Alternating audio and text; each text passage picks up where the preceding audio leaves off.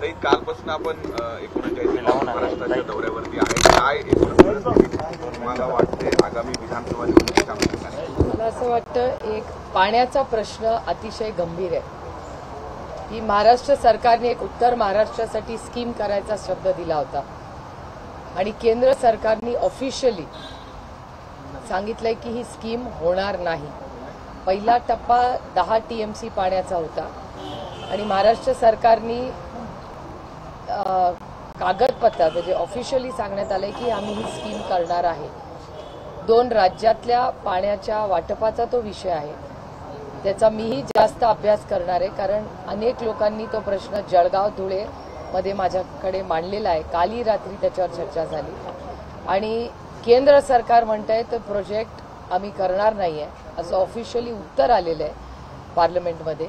पण महाराष्ट्र सरकार काहीतरी वेगळी भूमिका सांगते. त्याच्यामुळे पाण्यावरनं महाराष्ट्र सरकार आणि केंद्र सरकार ह्याच्यामध्ये मिसकम्युनिकेशन दिसतंय. ही अतिशय चिंतेची बाब आहे, कारण महाराष्ट्र जे आपलं हक्काचं पाणी ते मागतंय, एक्स्ट्रा जे काय असेल ते कुणालाही द्यायची महाराष्ट्राची सकारात्मक भूमिका आहे. पण पाण्यावरनं कुठलंही राजकारण होऊ नये आणि महाराष्ट्र सरकारने जशा नोकऱ्या दुसऱ्या राज्यांमध्ये घालवल्या तसं महाराष्ट्रावर अन्याय करून आपलं महाराष्ट्राचं हक्काचं पाणी जे हक्काचं मेरिटवर आपलं आहे दुसऱ्याला देण्यासाठी आमचा कुठलाही विरोध नाही. करेक्ट? जे काय एक्स्ट्रा, बरोबर आहे ना, जे एक्स्ट्रा आहे ते जरूर द्यावं, पण महाराष्ट्राच्या हक्काचं महाराष्ट्राचं पाणी हे महाराष्ट्रात जशा नोकऱ्या हे घालून बसलेत तसं पाणी घालू नये एवढीच या सरकारला विनंती आहे. याच्यावरच पालकमंत्री दादा भुसे यांनी म्हटलं की केंद्राने जरी सांगितलं असेल तरी तो निधीचा मुद्दा आहे, याबाबत लवकरच गुड न्यूज देऊ अशा स्वरूपाचं त्यांचं म्हणणं आहे. प्रकल्प आम्ही पूर्ण करू अशा पद्धतीचा दावा आहे त्यांचा. हा नुसता निधीचा विषय नसतो ना. पाणी पाणी इज अ रिसोर्स. तर रिसोर्सचं जे प्लॅनिंग असतं ते केंद्र आणि सरकार मिळूनच करतं ना. रिसोर्स आहे तो, ती काय माईक नाही आहे इथे ठेवायचा का तिथे ठेवायचं, ते पाणी आहे. त्यामुळे फार त्याचा वाटप होतो. फार गंभीर विषय आहे हा. हा काही राजकीय विषय नाही आहे, हा अतिशय संवेदनशीलपणे. कारण का नेहमीप्रमाणे जसं आरक्षणाच्या बाबतीत भारतीय जनता पक्ष महाराष्ट्रात एक बोलतं आणि दिल्लीत एक बोलतं, त्याचं आणखीन एक उदाहरण आहे की पाण्याबद्दल महाराष्ट्रात एक बोलतात आणि दिल्लीत एक बोलतात. गुजरातला पाणी पळवण्याचा आकट. हे बघा, मला कुणावर आरोप प्रत्यारोप करायचे नाही, मी न्याय मागते. फक्त महाराष्ट्र सरकारने जी भूमिका नोकऱ्यांबद्दल घेतली तीच भूमिका पाण्याबद्दल घेऊ नये एवढीच आमची या राज्य सरकारकडून अपेक्षा आहे. लाडकी बहीण योजनेसाठी निवडणुका पुढे ढकलल्या गेल्या. नोव्हेंबर अखेर राष्ट्रपती राजवट, डिसेंबरमध्ये मतदान होईल अशी चर्चा आहे. हे बघा, कितीही तुम्ही पुढे ढकलले तरी रिझल्ट नाही ना बदलू शकत आणि हा रडीचा डाव आहे.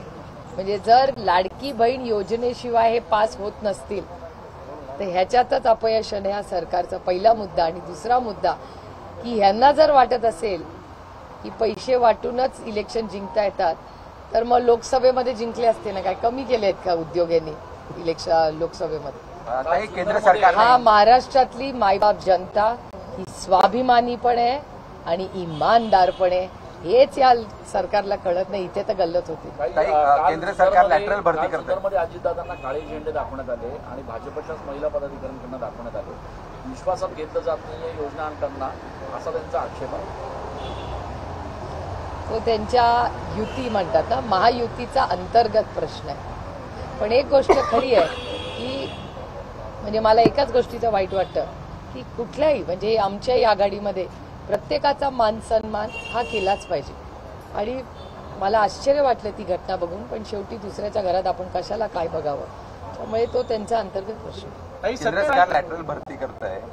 एका बाजूला IAS IPS ला बाजूला डावलून नवीन लोक बदली जातात. गेला अनुभव पण खरं म्हणजे चांगला नाहीये. असं असताना हे होतंय. तुम्हाला असं वाटतं की एकूणच आरक्षण गॅरंटी ही एक प्रकारची वेगळ्या पद्धतीची मोदींची आरक्षण नाही, संविधानाच्या विरोधातच या गोष्टी करायच्या. तुम्ही किती निर्णय हे सरकार घेतं हे संविधानाच्या चौकटीच्या बाहेर जाऊन घेत असतं. आणि ही जी भरती चालली आहे त्याबद्दल प्रचंड काल संध्याकाळपासून माझ्याकडे मेसेजेस येत आहेत. म्हणजे पूर्णपणे आरक्षण रद्द करा अशी परिस्थिती आहे ते असं आत्ता तरी दिसतंय. मीही स्वतः त्या संस्थेला पत्र लिहिणार आहे, सरकारच्या त्या डिपार्टमेंटला. कारण का DOPTला आपण पण विचारलं पाहिजे ना की नक्की काय. फक्त एखादी बातमी सोशल मीडियामध्ये फिरतीये, पण त्याचं स्पष्टीकरण हे DOPTला आपल्याला द्यावं लागेल. अतिशय गंभीर विषय आहे तो. आणि नाहीतर सरकारने स्वतः येऊन सांगावं. लाडकी बहीणसाठी 200 कोटी रुपये खर्च करून जाहिराती करता म्हणजे पैसे देत आहेत याचा आनंद आहे, पण तेच 200 कोटी रुपये आमच्या आशा आणि अंगणवाडी महिलांना दिले असते तर त्यांची दिवाळी आणखीन गोड झाली असते. ताई, या लाडकी बहीणमुळे कुठेतरी सरकारचं आमचं पुन्हा आलं, सत्तेचं आलं तर दुप्पट रक्कम करू असं ते म्हणताय. कुठेतरी असं नाहीये. त्याच्या पुढे काल तुमच्याच चॅनलवर मी पाहिलेलं आहे की जर सरकार आलं नाही तर योजना बंद होईल. हे सत्तेमधले लोक म्हणतायत. हे दुर्दैव आहे की सत्तेमधले लोक धमक्या दिल्याशिवाय त्यांना काही दुसरं सुधरतच नाहीये. जो उठतोय तो धमकी देतोय की जर आम्हाला मतदान केलं नाही तर ही योजना बंद होईल. एक तर त्यांचं सरकार येणार नाहीये आणि ही योजना बंद होणार नाहीये. कारण का आमचं सरकार आल्यानंतर आम्ही या योजनेत आणखीन सुधारणा आणणार आहोत आणि याचा सगळ्याचा एक खूप चांगला प्लॅनही आम्ही केलेला. त्यांचं म्हणणं हेच आहे की जर तुमचं सरकार आलं तर तुम्ही योजना बंद पाडाल. कारण फडणवीसांनी असं म्हटलं की त्यांच्या आधी जल संदर्भातल्या त्या योजना होत्या, ठाकरे सरकार महाविकास आघाडीचं सरकार आलं त्या योजना बंद पडल्या. तो दाखला ते देत आहे. नाही, देवेंद्रजी अनेक दाखले देत असतात. काल तर मला तर इतकं आश्चर्य वाटलं की देवेंद्रजींसारखा कर्तृत्ववान आणि हुशार माणूस ज्याला मी समजत होते त्यांनी असा आरोप करावा की विरोधक चुकीचे फॉर्म भरतायत. तुमचं सॉफ्टवेअर काय करतायत? तुम्ही गृहमंत्री आहात ना, लावा इन्क्वायरी. म्हणजे या राज्याच्या गृहमंत्र्याला माहितीच नाही चुकीच्या घटना कुठे होत आहेत. आणि त्यांनी अपने घर में झाक के देखो.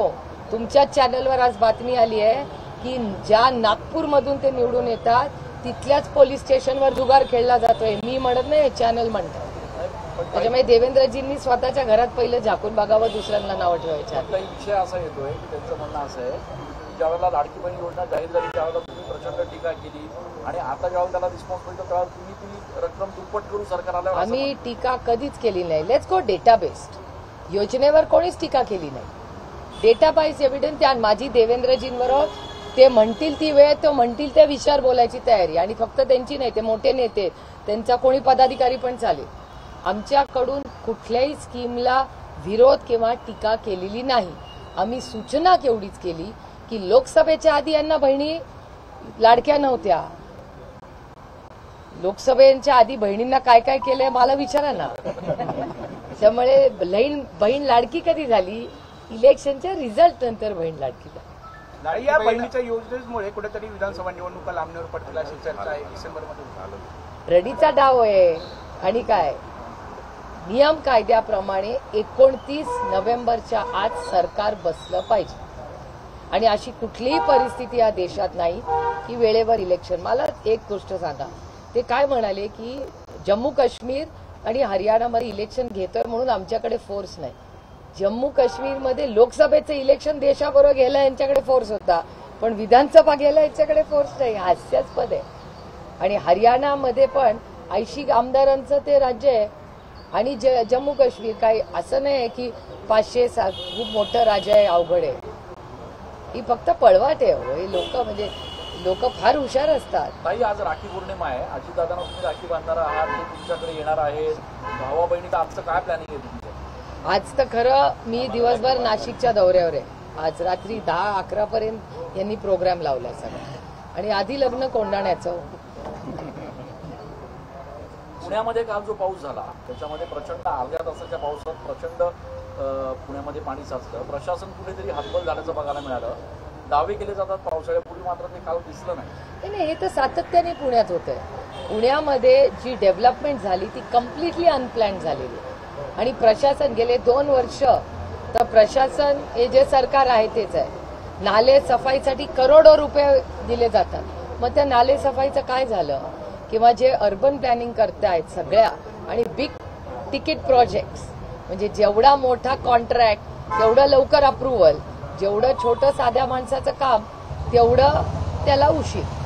त्याच्यामुळे या सगळ्या परिस्थितीत तुम्ही बघताय की पुण्यामध्ये डेव्हलपमेंटच्या नावावर जे काय पुण्यामध्ये जी डेव्हलपमेंट झाली ती कम्प्लिटली अनप्लॅन झाली आहे. आज अनेक लोकांच्या घरात पाणी शिरतंय. Mismanagement of Pune municipal corporation. महाविकास आघाडीमध्ये मुख्यमंत्री चेहऱ्यावरनं जे ते आरोप आणि प्रत्यारोप होत आहेत, नेमकं महाविकास आघाडीमध्ये मुख्यमंत्री चेहरा आणून हे निवडणूक लढणार आहे का, काय नेमकं त्या संदर्भात काय? मला वाटतं हे आरोप प्रत्यारोप फक्त चॅनलवर असतात, मीटिंगमध्ये काल नसतात. संजय राऊत बोलले, नागपूरमध्ये नाना पटोले बोलले, काँग्रेस राष्ट्रवादीमध्ये जर हिंमत असेल तर त्यांनी मुख्यमंत्र्यांचा चेहरा प्रोजेक्ट करावा. आधी राऊत साहेबांची स्टाईल आहे, पण उद्धवजींनी पण एवढा मनाचा मोठेपणा दाखलाय. तुम्ही सिलेक्टिव्हलीच लक्षात ठेवता.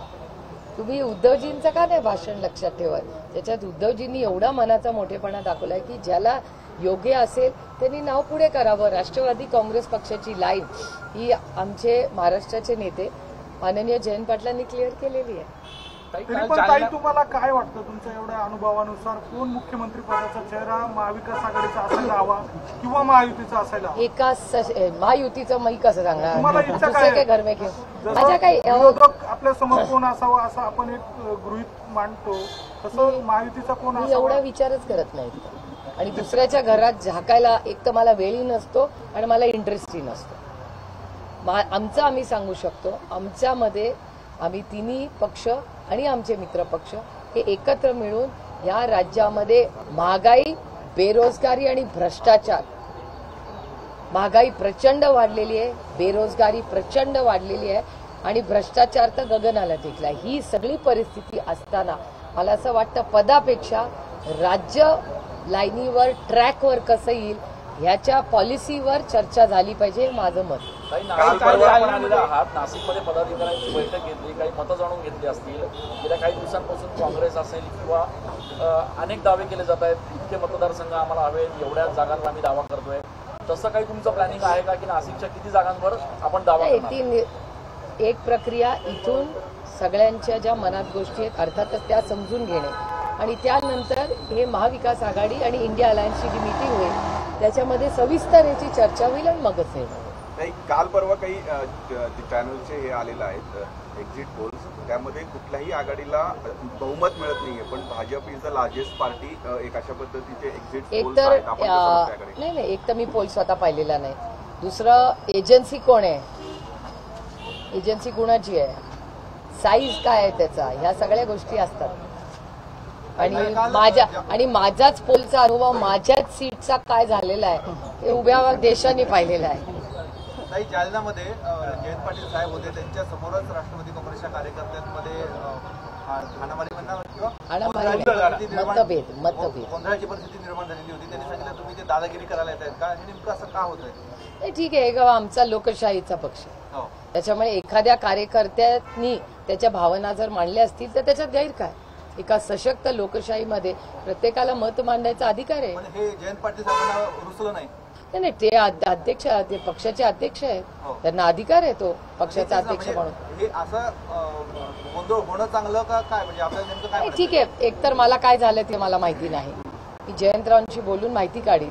पण एखाद्या पदाधिकाऱ्यांनी कदाचित इमोशन्सवर पदाधिकारी बोलतात कधीतरी. मला नक्की काय झालंय माहिती नसल्यामुळे खरं तर अर्धवट माहिती घेऊन बोलणं हे योग्य राहणार नाही. पण मला विश्वास आहे की जयंतरावांनी नक्कीच नंतर त्याच्याशी बोलून त्याच्या ज्या भावना असतील, कारण जयंतराव हे अतिशय संवेदनशील आणि पेशंट नेते.